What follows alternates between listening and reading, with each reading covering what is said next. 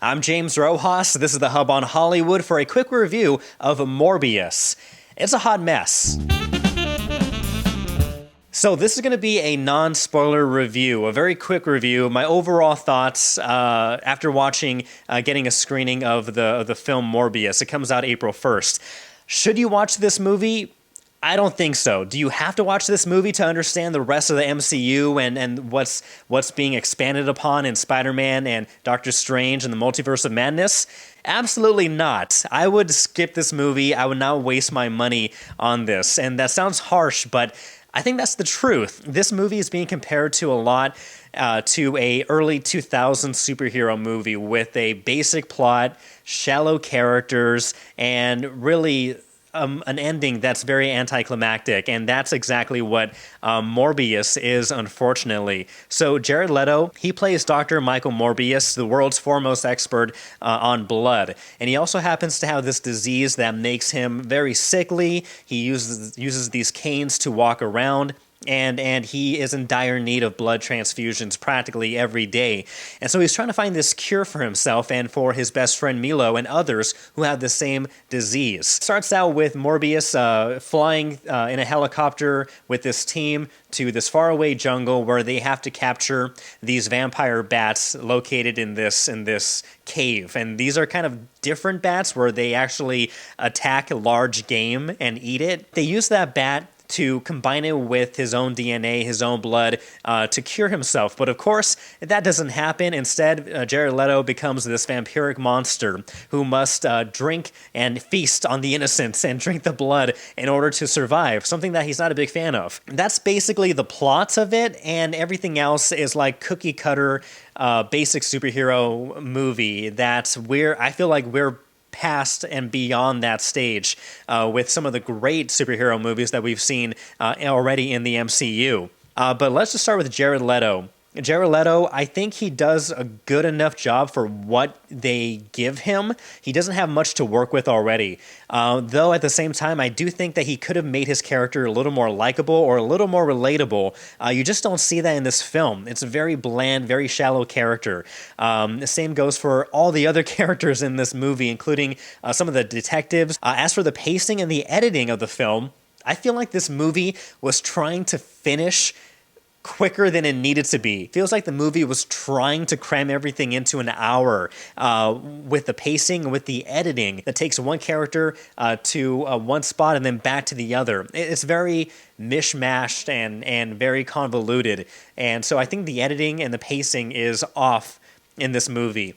Also, when it comes to the plot points, there are so many things in this movie that have to go exactly right for the plot to continue.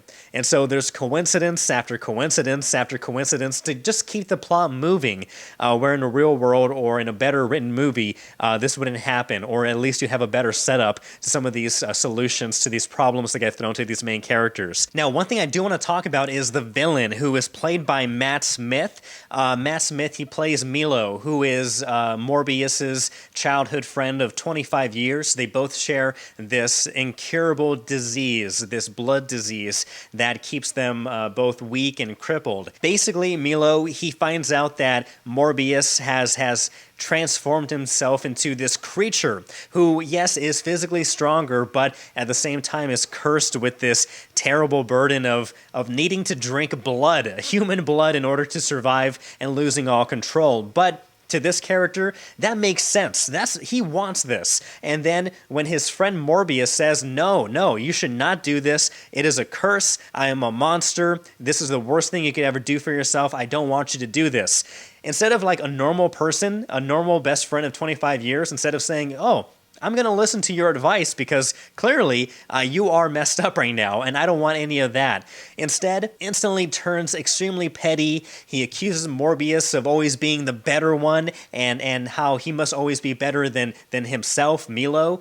And during this conflict between these two best friends, Morbius is leaving one of the labs where he did all the experiments. At one point, Milo comes back and steals the serum, somehow administers it to himself, and in the middle of no time, really transforms gains all the powers, really, leans hard into being this new monster. And then it basically becomes one vampire versus another vampire, one character with amazing super abilities versus another character with the same super abilities. So we've seen it. It's been done time and time and time again, but here they go, trying to make it work once more. I think Matt Smith had a good idea with playing this character, finally having the ability to do things he's never been able to do before when he was cursed with this terrible disease,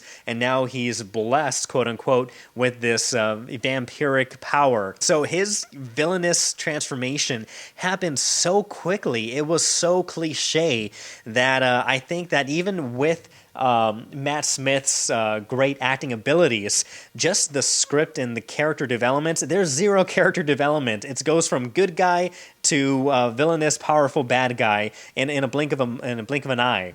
And so I credit the creative choices that Matt Smith tried taking with this character, but at the end of the day, this is a poorly written character. The final scene, very anticlimactic with just a big, huge CGI slugfest, which ends very quickly. I was actually surprised that this was the culmination of the movie, because after this fight, that seemed very rushed as well, the movie ends, which leads to the after credits scene, which I won't give spoilers, but if you've seen, or if you've seen other people talk about it, the end credit scenes pretty much just throw a wrench into every MCU timeline, into every MCU plot line, especially considering the ones that connect with Spider-Man and Doctor Strange and in the Multiverse of Madness. And so this isn't one of those movies that I think, again, that you need to watch in order to catch on or to catch up with any of the other movies, past or present. A lot of missed opportunities. I thought I didn't laugh once during this movie. There were a lot of jokes that just didn't land. The actors, they're trying, but they can only do so much with what they're given. Overall, I think that you should not watch this movie. It's not worth your time. It's definitely not worth your money.